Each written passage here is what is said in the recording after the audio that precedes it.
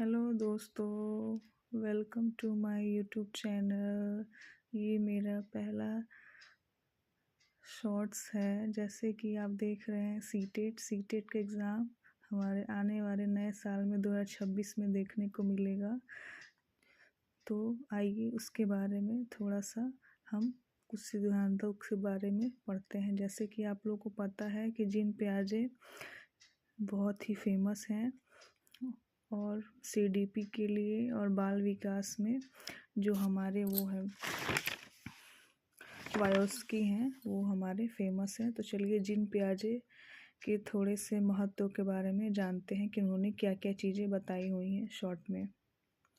जैसे कि ये देख रहे हैं कि ये जीन पियाजे का संज्ञात्मक विकास मैंने थोड़ा सा शॉर्ट्स बनाया है। मैंने अपने रफली लिखा है। आप प्लीज़ मेरे स्पेलिंग, मेरे शब्दों पे ध्यान मत दीजिएगा आप। चलिए, तो संज्ञात्मक सिद्धांत, जैसे कि सबको पता है कि संज्ञात्मक सिद्धांत जीन पियाजे ने दिया था, जिनका जन्म स्विट्ज़रलैंड में 1886 ईस्वी में हुआ था।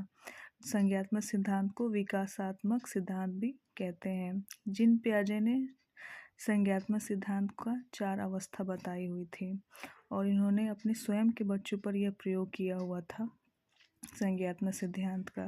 उन्होंने बताया था कि उम्र जैसे जैसे बढ़ेगी वैसे वैसे परिवर्तन होगा।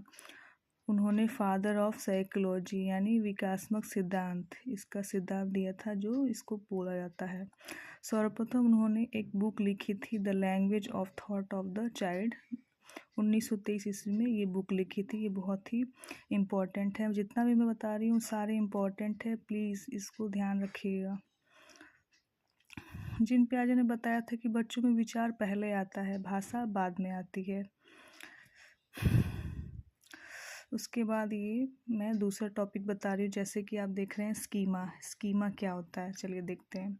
जैसे कि वातावरण द्वारा अर्जित संपूर्ण ज्ञान का संगठन ही स्कीमा कहलाता है। Schema is the organisation of all the knowledge acquired by the environment. मतलब वातावरण, सोशल डिस्टेंस द्वारा हमें जितना भी हम ज्ञान प्राप्त होता है उसे हम स्कीमा कहते हैं। उसके बाद दूसरा टॉपिक है आत्मसातीकरण, एसिमिलेशन क्या होता है? पूर्व ज्ञान के साथ नवीन ज्ञान का जोड़ने की प्रक्रिया को आत्मसातीकरण कहते हैं।